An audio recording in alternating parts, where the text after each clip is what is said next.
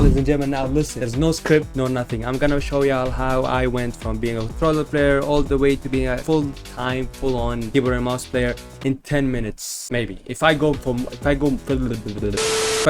than 10 minutes, I mean, that's just it is what it is. But there's gonna be no script. I'm gonna show y'all what's inside me. Wait, that sounded very wrong. I'm gonna show y'all what's in my mind. Therefore, we don't need no script. Now look, I used to be a controller player all the way from 2018 up until 2023, where I decided, you know what? Controller, man, ain't it. Controller is not it, bro. Controller is just like literally the worst thing. Literally nobody in competitive nowadays plays on controller. I mean, maybe the last EU winner, he was on controller, but like that just stops there. Other than Reed, I can't think of any other good controller player. Now I'm gonna play a quick clip to show y'all my controller skills. I mean, I used to be pretty good. I'm not gonna lie. I used to be pretty good, bro. I was dangerous on controller, bro.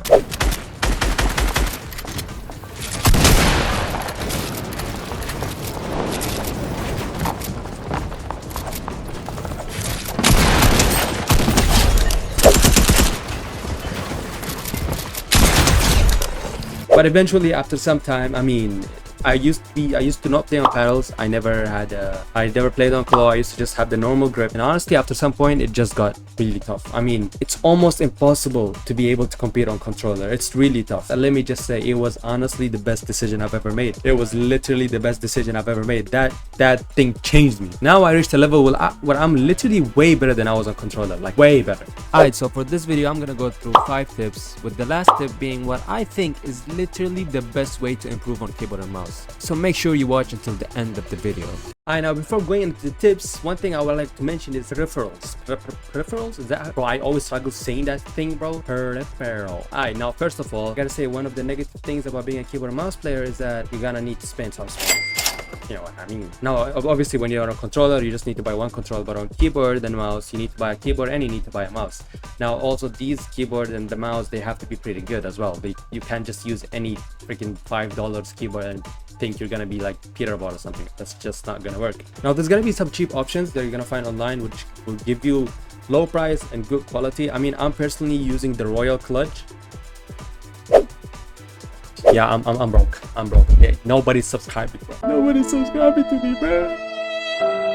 If I had the ideal peripherals, it will be the SteelSeries FX Pro TKL and Logitech Superlight. Those two combinations, I mean, you're gonna go places with those two peripherals. Now, I don't have money. I'm broke. And when it comes to mouses, like cheap mouses, I would say Attack Shark. Attack Shark is a pretty good brand. I tried it before. It's very light, very smooth. It's wireless and it's cheap. I mean, you can probably go for that too. When I first started, I started on a $5 keyboard, and oh my god, it was horrendous. I never realized the difference up until I bought this Royal Clutch, which actually it is a really good option if you're broke like me. It's a really good option and it's pretty good. I mean, I like it. I love it. Now, obviously, when you're starting, you don't really have to go that far, that crazy. Just start with a $5 keyboard the same way I did, and eventually, after some time, you're gonna build up. You know, you just test it out first. Just test it out, and you know, eventually. You know what I mean. Now, enough with the boring stuff. Let's get to the real deal, ladies and gentlemen. Let's get to the real deal. But I gotta say, listen, we're all gonna struggle at the beginning, okay? I struggle a lot, bro. I used to struggle a lot, bro. Like, just take a look.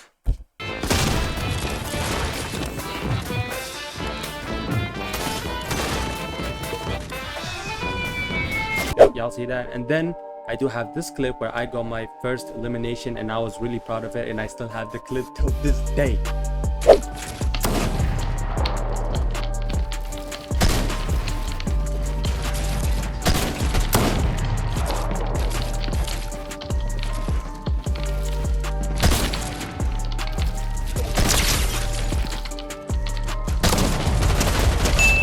And then you have this clip.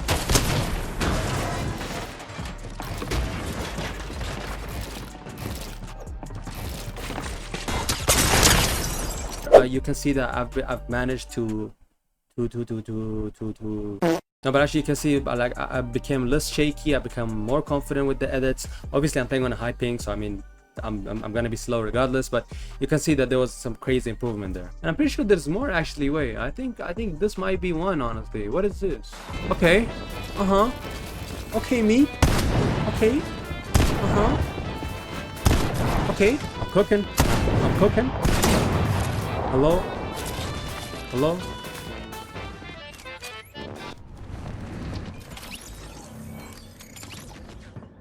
Yeah, let's not talk about that. But anyways,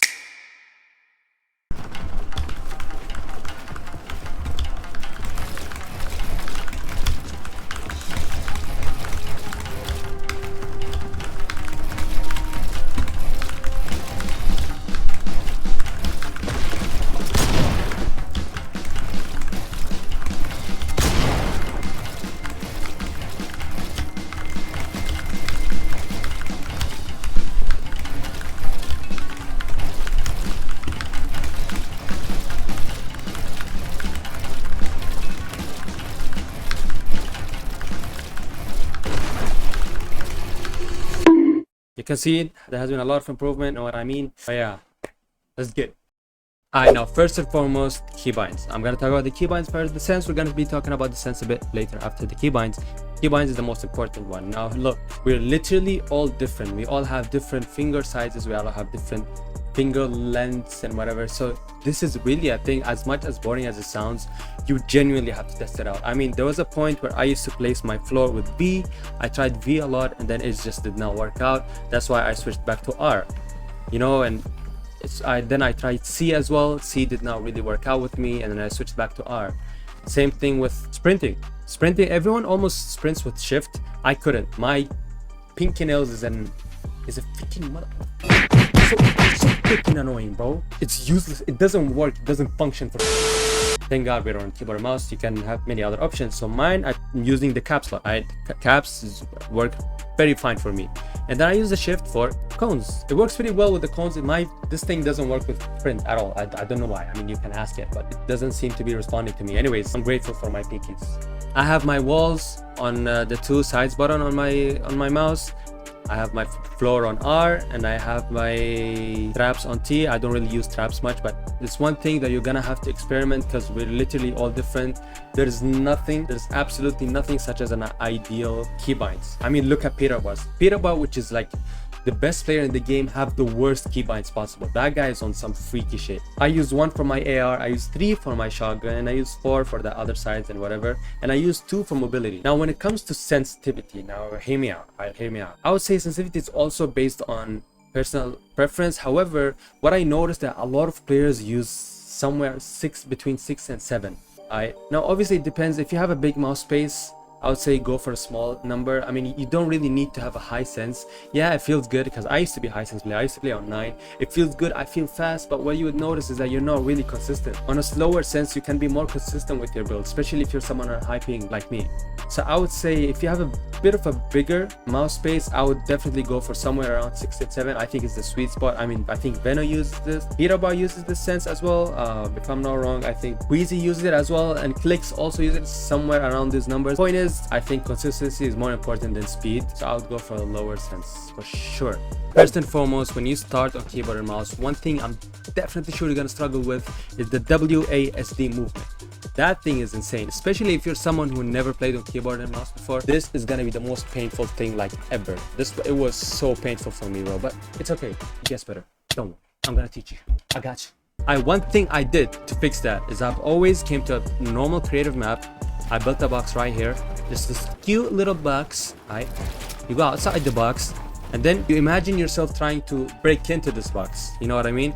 So you go straight to the box, go right, go back, left, and front, and keep on doing that, right? Back, left, front, right, back, left, front. Sounds silly at the beginning, but trust me, this is how you get yourself more used to the movement, right? Or you can build a cone here, and then you go, just make the turns, right? Just make the turns. This will give your hands and fingers the ability to move. It sounds silly, but trust me, you're gonna need it. Or go in front and then try to go back. Go in front, hit the wall, and try to go back. Hit the wall, take the wall, put a cone, and then do the same thing. Just let your arms get used to the movement. I promise y'all gonna be better in less than 2 weeks. Okay, coming next is this right here. I never tried any editing course. I never tried any piece control tunnels, whatever you're seeing here. I never tried any of those. One thing I did though is free build, but not just any free build. Is this free build that Raider has, and slow speed. This is goated. Now this will help you with your crosshair. Crosshair placement is like one of the most important things, and by building slow, it helps you get used to the crosshair. And one thing I always did, I never, as I said, I never went to this like editing courses and whatever. I just free build, but not just free build. Obviously, you gotta use your brain. You gotta use your brain. So you free build, but at the same time, you assume that you imagine that you're in a game. Okay, you imagine that you're in a game. You try to do these kind of edits, right? Just imagine that someone is pushing you right now. Okay, just do these random important edits, right? Try to tunnel, try to go, for example, just do this here, place a cone, you know what I mean? Just imagine yourself in a real game and try to do these edits. Because thing with edit courses and whatever, I don't know how much it helps, but like, it never really helped me in any way. I always did this, where I just free build, but not just aimlessly. No, I free build, but like I use my brain at the same time. I keep on editing, I tunnel, you see, I do this, I do that, and I go back and I do the same thing. Or I come here and I go down and I assume there's someone inside here. So like, anyways, I'll assume that someone is inside here, so I'll just go up and come down here and try to take the wall, place this. You know what I mean, right? When you're doing this, you have more freedom to practice the things that you suck at. Because obviously, when you switch initially, you will find certain things that you're pretty good at naturally, and some things that you just suck at. Used to really suck at, is for example, is this piece control right here. I used to struggle with this, so I just come here, I put the lowest speed possible, 0.8, right, and then just practice it. The piece control that you're gonna learn from here, and I mean the crosshair placement as well, is insane. And with slow speed, you can also practice 1v1s, like 90s, you know, your 90s or whatever 90s you like to do. Just make sure you go on slow speed and you practice them. This, or whatever you like to start your 1v1s with. You know what I mean? Just that's how I do it every time. That's how I practice my 1v1 in like a low speed. If you go low speed, your brain gets used to it quite easily, you know what I mean?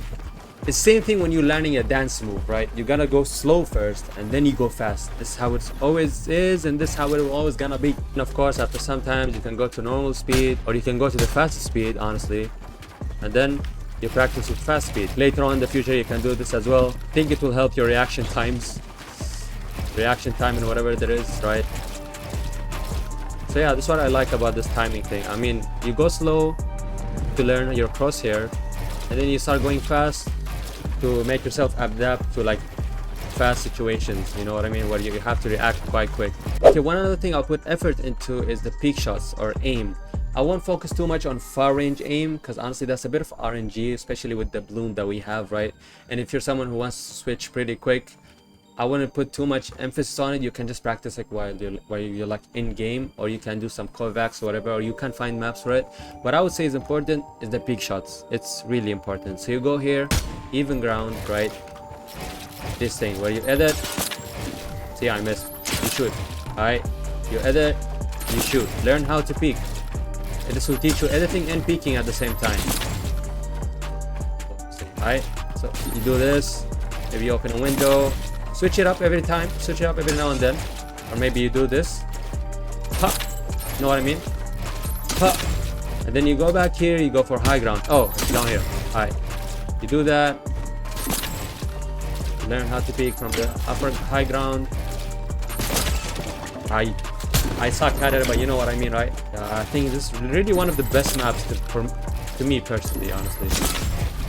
It's very simple, nothing complicated. Yeah. You can go for low ground as well. I think low ground is pretty important when you're like boxed in or something. You know, I think this is really good. Such a nice practice, honestly. You learn your peaks from here, like the best angles and stuff. And yeah, it's actually really good, man. It's really good. W Raider, dude. Okay, and for the last tip, as I mentioned in the beginning, which I think is probably one of the best tips, is playing reload. Yep, reload. Now, hear me out. I personally believe reload is one of the best modes that came into Fortnite for the last 7 years. Now, thing is, at that time when I was switching, right, I spent a lot of time playing on creative, and I spent a lot of time playing in a battle royale game. Now, these two actually have real big problems when you're trying to switch. When you play in creative, it's very different from the real in-game situations, because in creative you tend to have way lower ping and there's not much input delay delay, and the performance on creative is way better than there is on the normal battle royale game. So whatever you play in creative, whether it's like normal 1v1s or free for all 1v1s, you will always notice that you're way better on creative than you are in real game situations. I think that's something almost every Fortnite player felt, and it's mainly because of the ping and because of the less delay that you have in creative. And the problem with normal battle royale games is that you end up dropping to them up, you spend 10 minutes looting and then probably 10 minutes fighting bots, right? And then if you end up fighting real people, if you end up getting eliminated, you're gonna get sent back to the lobby, and then you have to queue again, and then you go back to the game and spend another 10 minutes looting, etc. So there's a lot of time wasted when you're trying to practice in normal battle royale games. That's why I think reload is perfect. When you play reload, you have 3 chances and you're always engaged in fights. You'll always be engaged in fights and fights and fights, and that's literally like the best practice you can ever do, fighting real people in the same situation, in the same performance that you will have in a normal solo cash cup game or any tournament game. So if I was switching from controller to keyboard and mouse and I had reload at that time, I would spend most of my time in reload. Now it's gonna be annoying at the beginning, I know that, because obviously a lot of the people are gonna be like way better, right? But the amount of practice you get there when it comes to fighting is insane. So if I had, because in my time there was no reload, so I couldn't play really reload to practice, but if I had it now, I would play it almost every single day. And for my last tip, don't really stress it out. My point is, where I've seen a lot of people say that if you want to switch to keyboard and mouse, you shouldn't really use controller, like forget your controller, never touch your controller ever again. I don't really believe in that. I used to switch, and at the same time I used to play my tournaments on controller. I would spend like 20 minutes practicing my controller just for any tournaments that are gonna start soon, and I'll spend the rest of the day just playing on the keyboard and mouse. So you can mix it up. It's not that like you can never mix it up. Just make sure that the amount of time you spend on keyboard is way much more than the amount of time you spend on controller. And you know, your brain is gonna be your worst enemy. That's one thing you should have as a mentality when you start. Your brain is gonna tell you to stop, your brain is gonna tell you to switch. But one thing I gotta tell you from someone who experienced it, it's one of the best decisions I've ever made in my Fortnite lifetime.